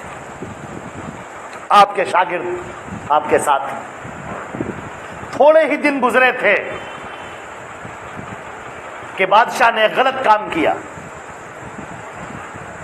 اور اس پر فتوے مانگے۔ اب اس وقت تو سکہ چلتا تھا امام بخاری کا۔ بادشاہ نے اپنے وزیر کو بھیجا کہ یہ فتویٰ ہے اور یہ جواب لکھ کے دیں۔ سن رہے ہیں آپ، یہ سوال ہے اور یہ جواب لکھ کر دیں۔ امام بخاری کے پاس جب وہ پہنچے تو انہوں نے اس کو ایسے ہی بیرنگ واپس کر دیا، نہ ہرگز نہیں، غلط بات پر میں کبھی دستخط نہیں کرتا، غلط بات پر میں کبھی فتویٰ نہیں دیتا۔ وہ تو چلا گیا۔ اس کے بعد وہ شان مجاہد، جب ان کا درس ہوا انہوں نے اسی مسئلے کو بیان کیا اور کہا سنو، اللہ کے رسول کا یہ فرمان ہے اور میں یہ فتویٰ دیتا ہوں، علی الاعلان، پبلکلی۔ اب بادشاہ وقت ناراض ہو گیا امام بخاری سے اور حکم ہوا کہ ان کو دھکے مار مار کر بغداد سے نکالا جائے۔ ان کے شاگرد بھی ساتھ میں ہیں، مار پڑ رہی ہے امام بخاری پر اور دھکے مارے جا رہے، ان کا تو کام ہے۔ یہاں تک کہ وہ وہاں سے باہر نکلے، زخموں سے بدن چور، بھوک اور پیاس، سفر کچھ نہیں، گھر کے اندر کا سامان اٹھانے کی مہلت نہیں ملی، ایک جوڑی کپڑا لینے کی مہلت نہیں ملی، وہیں درس سے ان کو دھکے دے کر نکالا گیا۔ وہ گئے اور جب اس شہر کی سرحد سے باہر نکل گئے تو ایک پیڑ کے نیچے بیٹھ گئے اور ان کے شاگرد وہاں پر بیٹھ گئے۔ اور اب سنیے بات، شاگردوں نے کہنے لگے کہ ایک وہ وقت تھا کہ اتنے عزت و احترام سے ہم لوگوں کو داخل کیا گیا اور آج یہ وقت آ گیا ہے کہ ہم کو ذلت کے ساتھ داخل کیا گیا۔ امام بخاری نے کہا میرے بچوں، جس وقت مجھے عزت کے ساتھ داخل کیا گیا اس وقت بھی مجھے کوئی پرواہ نہیں تھی کہ یہ لوگ میرے ساتھ کیا سلوک کر رہے ہیں، اور جس وقت مجھے دھکے دے کر باہر نکالا گیا اس وقت بھی مجھے کوئی پرواہ نہیں ہے کہ لوگ میرے ساتھ کیا سلوک کر رہے ہیں۔ میرا معاملہ تو اللہ کے ساتھ میں ہے، وہ راضی ہو جائے بس یہی کافی۔ یہ ہے میرے عزیزو درس، یہ سارے انبیاء کا طریقہ، ہمارے نبی کا طریقہ، صحابہ کرام کا طریقہ، سلف صالحین کا طریقہ، یہی طریقہ رہا ہے۔ ہمیں دعوت دینی ہے، ہم اس لیے پیدا ہوئے ہیں کہ اللہ کی توحید کی دعوت دیں، ہم لوگوں کو بتائیں یہ شرک ہے، یہ بدعت ہے، یہ خرافات ہے، اور یہ اللہ کے رسول کی حدیث ہے، یہ ہے فرمان سید المرسلین سیدنا محمد مصطفیٰ صلی اللہ علیہ وسلم کا، اور یہ فتویٰ ہے جو سب سے بڑھ کر ہے۔ ہزاروں مولویوں مولاناؤں کے فتوے سب پیروں کے نیچے، اللہ کے رسول کی بات سب سے اوپر۔ وہ نبی ہیں، وَمَن يُطِعِ الرَّسُولَ فَقَدْ أَطَاعَ اللَّهَ، جس نے رسول کی اطاعت کر لی اس نے اللہ کی اطاعت کر لی۔ ہمیں نہیں دیکھنا ہے کہ کسی کا چہرہ بنا جا رہا ہے یا بگڑا جا رہا ہے، فلاں خفا ہو جائے گا یہ فلاں خوش ہو جائے گا. نہیں، ہمارا کام اللہ نے دیا ہے. کیا دیا ہے؟ بلغوا عنی ولو آیا، میری طرف سے تمہیں ایک بھی بات معلوم ہے وہ پہنچا دو. اور آخر میں ایک اور حدیث سن لیجئے. آپ نے فرمایا قیامت کے قریب میں لوگ میرے نام پر جھوٹ بولیں گے، فاحذروہم، تو تم چوکنا رہنا. جھوٹی حدیثیں مت پیش کرنا، چوکنا رہنا، کان کھڑے رکھنا، آنکھیں تیار رکھنا. جو صحیح حدیثیں ہیں وہ ایک طرف ہیں، جو ضعیف حدیثیں ہیں وہ ایک طرف ہیں، جو حسن حدیثیں ہیں وہ ایک طرف ہیں، جو جھوٹی موضوع گڑھی ہوئی بنائی ہوئی وہ حدیثیں ایک طرف ہیں. تم کو صحیح حدیثیں پکڑنا ہے، تم کو فرمان مصطفیٰ پکڑنا ہے، قول رسول پکڑنا ہے، اللہ کے اتاری ہوئی شریعت کو تم کو پکڑنا ہے. یہ لوگوں کے لکھے ہوئے فتوے، لوگوں کی بنائی ہوئی شریعت، لوگوں کے بنائے ہوئے طریقے، لوگوں کے گڑھے ہوئے رسم و رواج، وہ طریقے ان کو نہیں پکڑنا ہے اور اس کے اوپر جم کے رہنا ہے. چاہے کوئی مخالف ہو، چاہے کوئی موافق ہو. چند رشتوں کے کھلونے ہیں جو ہم کھیلتے ہیں، چند رشتوں کے کھلونے ہیں جو ہم کھیلتے ہیں، ورنہ سب جانتے ہیں کون یہاں کس کا ہے. آپ کی آنکھیں بند ہوئی، سب ختم. اب آپ ہیں اور آپ کے اعمال، آپ ہیں اور اللہ رب العالمین. توحید تو یہ ہے کہ خدا حشر میں کہہ دے یہ بندہ دو عالم سے خفا میرے لیے ہے. حضرت ابوبکر صدیق رضی اللہ تعالیٰ عنہ کو حرم کے اندر باقاعدہ جوتے مارے گئے. سیرت ابن ہشام کو پڑھی، اپنے پیروں سے لوگوں نے جوتے نکال کر مارا ہے، اتنے کہ ان کی آنکھیں سوج گئی، چہرہ پورا سوج گیا، بے ہوش ہو کر گر گئے. جب ان کے ہوش آئے تو کہنے لگے کہ اللہ کے رسول کا کیا حال ہے، ان کے بارے میں خود اللہ کے نبی کو تکلیفیں دی گئی. حضرت عمر فاروق رضی اللہ تعالیٰ عنہ کو، سیدنا عثمان غنی رضی اللہ تعالیٰ عنہ کو، حضرت بلال، حضرت عمار ابن یاسر کو، حضرت سمیہ، حضرت سلمان فارسی کو، بلال ابن رباح رضی اللہ تعالیٰ، نہ معلوم کتنے فرشتے، نہ معلوم کتنے صحابہ کرام. ان کی داستانیں پڑھ لیجئے تو کلیجہ منہ کو آتا ہے. اور ہم کہاں؟ وہی اسلام تو ہمارے پاس بھی ہے، وہی توحید تو ہمارے پاس بھی ہے. آج ہمارے سامنے بھی تو وہی مکے کا معاشرہ ہے جہاں لوگ اللہ کے علاوہ غیر اللہ کی پرستش کر رہے ہیں اور پوجا کر رہے ہیں، اور اللہ کو بھی مان رہے ہیں، اللہ کو بھی مان رہے ہیں، غیر اللہ کو بھی پوجا کر رہے ہیں، شرک کی دلدل میں گرفتار ہیں. کون انہیں پکارے گا؟ کون ان کو نجات دلائے گا؟ کون ان کو ہدایت کے راستے بتائے گا؟ کون ان کو توحید بتائے گا؟ وہ تو آپ ہیں، اور آپ ہی غافل ہیں. کسی ناؤ کا اگر ملاح سو جائے تو کیا عالم ہوگا؟ بس چلتی ہے، بس کا ڈرائیور اگر سو جائے کہاں جائے گی بس؟ ایروپلین چلتے ہیں، اگر اس کا پائلٹ سو جائے کیسے چلے گا پائلٹ؟ اللہ نے فرمایا تھا کہ تم اپنی ذمہ داری پوری کرتے رہنا، ورنہ ایک وقت آئے گا کہ تم دعائیں کرو گے اور ہم تمہاری دعائیں قبول نہ کریں گے. تم یہ دعوت، یہ توحید کی شمع یہ جلائے رکھنا، اور اگر تم نے ایسا نہ کیا تو پھر تم نے حق ادا نہ کیا. ہم نے تم کو دنیا میں تھوڑی مدت کے لیے بھیجا ہے، یہ تھوڑی مدت تم اپنی بنا لو، یہ اسے بگاڑ دو. تم جنت کے حقدار بن جاؤ یا جہنم تمہارا انتظار کر رہی ہے. فریق فی الجنت و فریق فی السعیر. کل قیامت کے دن کچھ لوگ جنت میں جائیں گے اور کچھ لوگ جہنم میں جائیں گے. میرے عزیزوں، میرے بھائیوں، بیچ کا کوئی راستہ ہی نہیں، بیچ کا کوئی راستہ نہیں ہے. یا آپ اللہ اور اس کے رسول کے فرما بردار بنیے اور یا نافرمان بنیے. یا تو آپ کہیے کہ اللہ اور اس کے رسول کے ہم ماننے والے ہیں، اللہ کی توحید کے ساتھ میں کوئی شرک گوارا نہیں، اور محمد مصطفیٰ کے فرمان کے ساتھ میں کوئی شرک گوارا نہیں. کسی کا قول، کسی کا فتویٰ، کسی کا عمل، کسی کا رسم، کسی کا رواج وہ ہمیں گوارا نہیں. یا تو ادھر آئیے یا ادھر جائیے. رخ روشن کے آگے شمع رکھ کر وہ یہ کہتے ہیں ادھر جاتا ہے دیکھیں یا ادھر پروانہ آتا ہے. بیچ کا تو کوئی راستہ نہیں. یہ بھی ٹھیک، یہ بھی ٹھیک، ایسا بھی کر لیں، ایسا بھی کر لیں. یہ بیچ کا کوئی راستہ نہیں ہے. یہ ہمارے اور آپ کے دماغ کا دھوکہ ہے. یا تو آپ اللہ کے رسول کے ماننے والے ہیں یا انکار کرنے والے، دو میں سے ایک. ایسا نہیں ہے کہ ہم نے اللہ کے رسول سے محبت کر لی، اللہ کے رسول کو مان لیا، لیکن عمل کسی اور کی باتوں پر ہے. آپ کے سامنے حدیث پیش کی گئی، حدیث صحیح ہے، ہاں حدیث صحیح ہے، عمل کیوں نہیں کرتے؟ ہمارے ہاں تو نہیں ہوتا ہے۔ ہمارے ہاں کیا ہے بھائی؟ ہمارے مسلک میں تو نہیں ہو۔ مسلک کیا ہے؟ جب تم مر جاؤ گے تو کوئی مسلک باقی رہے گا؟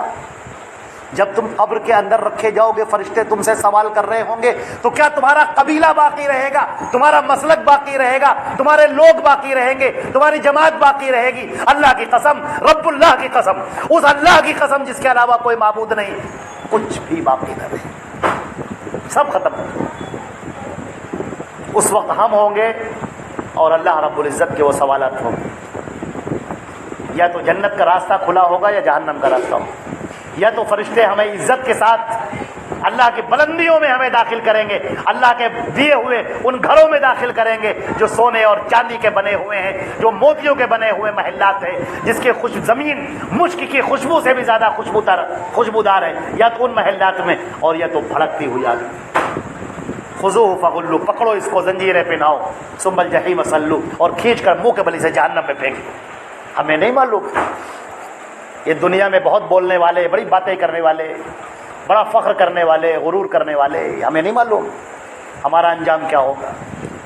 لوگوں، اللہ راضی ہو جائے، اللہ کے رسول کی باتوں پر عمل ہو جائے، شریعت اسلامیہ پر عمل ہو گیا، اسی کے ساتھ زندگی تمام ہو جائے، یہی کامیابی ہے۔ اللہ نے فرمایا وَمَن يُطِعِ اللَّهَ وَرَسُولَهُ فَقَدْ فَازَ فَوْزًا عَظِيمًا، جس نے اللہ کی اور اس کے رسول کی اطاعت کر لی، اس نے بہت بڑی کامیابی حاصل کر لی۔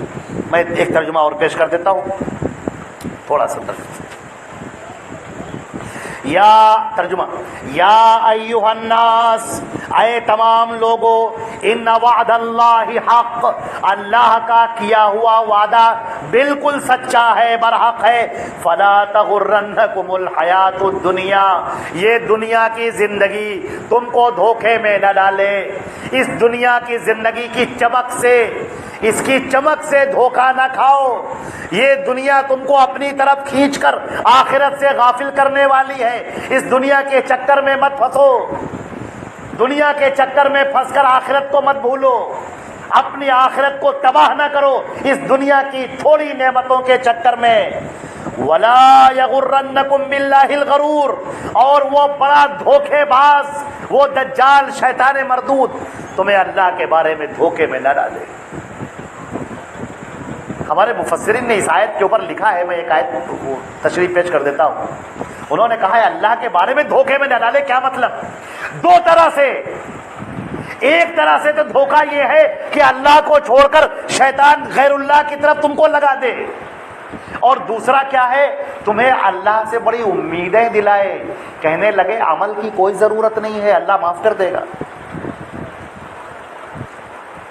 بہت بڑا دھوکہ ہے یہ، شیطان مردود کام میں ڈالنا ہے۔ ہم اور آپ عمل کے لیے پیدا ہوئے ہیں۔ پورے قرآن پاک کو پڑھے، الذین آمنوا وعملوا الصالحات، جو ایمان لائے اور نیک کام کیے، شریعت پوری اتری ہے تاکہ ہم عمل کریں، لیکن شیطان کان میں کیا ڈالتا ہے؟ ارے چھوڑو، ٹھیک ہے اللہ غفور الرحیم ہے، معاف کر دے گا۔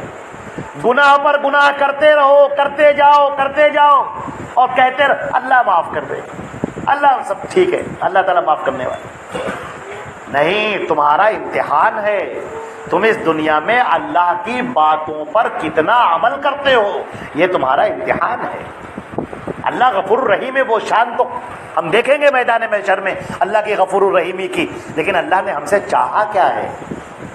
اللہ نے چاہا ہے کہ جو احکام اللہ نے اتارے ہیں اپنے نبی سیدنا محمد مصطفیٰ صلی اللہ علیہ وسلم پر، نماز کے، روزے کے، زکوٰۃ کے، حج کے، عمرے کے، تلاوت کے، ذکر کے، اذکار کے، صدقے کے، خیرات کے اور دیگر اعمال، ہم وہ عمل کتنا کرتے ہیں اور کتنا نہیں کرتے ہیں۔ فرشتے نوٹ کر رہے ہیں، ان اعمال کو لکھ رہے ہیں، گناہوں کو بھی لکھ رہے ہیں۔ فَمَن يَعْمَلْ مِثْقَالَ ذَرَّةٍ خَيْرًا يَرَهُ، جو ایک رائی کے دانے کے برابر بھی نیک کام کرے گا وہ قیامت کے دن اس کو پالے گا، دیکھ لے گا، اور جو رائی کے دانے کے برابر بھی برا کام کرے گا وہ اس کی سزا پائے گا۔ تو شیطان سے دھوکے میں نہ آئیے، یہ شیطان بہت مکار ہے، بڑا عیار ہے، اور بہت کان میں جادو پھونکتا ہے اور ہم کو گمراہ کرتا ہے، گناہوں میں ڈالتا ہے اور کہتا ہے چل سب ٹھیک ہے اللہ معاف کر دے گا۔ نہیں، ہم اللہ کے حکم کو توڑنے والے نہ بنیں، ہم اللہ کی شریعت پر عمل کرنے والے بنے۔ ان شیطان لکم عدو، دیکھو شیطان تمہارا دشمن ہے، فاتخذوہ عدوا، تو اس کو اپنا دشمن سمجھو، انما یدعو حزبہ، وہ شیطان اور شیطان کا پورا لشکر یہ چاہتا ہے لیکونوا من اصحاب السعیر، کہ تم کو جہنم والا بنا دے، تم کو جہنم میں ڈلوا دے، شیطان یہی چاہتا ہے۔ الذین کفروا، جن لوگوں نے کفر کیا، لہم عذاب شدید، ان کو بڑا دردناک عذاب ہوگا کل قیامت کے دن۔ والذین آمنوا وعملوا الصالحات، اور جو لوگ ایمان لائے اور انہوں نے نیک کام کیے، لہم مغفرہ، اللہ انہیں مغفرت عطا کر دے گا، واجر کبیر، اور بہت بڑا بدلہ دے گا، بہت بڑا۔ ہمارے نبی صلی اللہ علیہ وسلم نے فرمایا کہ جب اللہ کا بدلہ دیکھو گے تو کیا ہے، مالا عین رأت ولا اذن سمعت ولا خطر علی قلب بشر، نہ کسی آنکھ نے دیکھا ہوگا، نہ کسی کانوں نے سنا ہوگا، اور نہ کسی کے دل پر خیال آیا ہوگا۔ اور سنو حدیث شریف، مسلم شریف کی روایت،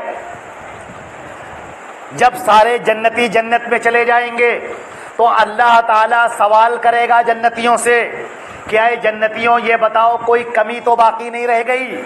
لوگ کہیں گے نہیں اللہ، ہر کمی پوری ہو گئی، جتنا ہم نے سوچا بھی نہیں تھا اس سے زیادہ ہم کو مل گیا۔ اللہ تعالیٰ فرمائے گا نہیں، ابھی ایک کمی باقی ہے۔ لوگ پوچھیں گے، آپس میں سوال کریں گے، اب کون سی چیز باقی رہ گئی؟ لوگ تو کہیں گے ساری نعمتیں تو پوری ہو گئی، کوئی نعمت تو باقی نہیں رہ گئی۔ پھر وہ کہیں گے اے اللہ رب العالمین، کوئی نعمت باقی نہیں رہ گئی، سب پوری ہو گئی۔ اب اللہ تعالیٰ کہے گا اے میرے بندو، تم دنیا میں مجھے بغیر دیکھے میری عبادت کرتے تھے، کیا تم مجھے دیکھنا نہیں چاہتے؟ لوگ کہیں گے کیوں نہیں اے اللہ۔ اللہ تعالیٰ اس وقت سارے مسلمانوں کو، مومنین کو، اللہ ہم کو اور آپ کو ان لوگوں میں بنائے، اپنا دیدار کرائے گا اور ہم سب اللہ کو دیکھیں گے۔ ہمارے نبی نے فرمایا کہ جب تم اللہ کو دیکھو گے تو جو اس کو دیکھنے سے دل کے اندر سکون اور ٹھنڈک ملے گی وہ ہر نعمتوں سے بڑھ کر ہوگی۔ اور اللہ تعالیٰ نے فرمایا ہر جمعے کو اسی طرح تمہیں میرا دیدار ہوگا۔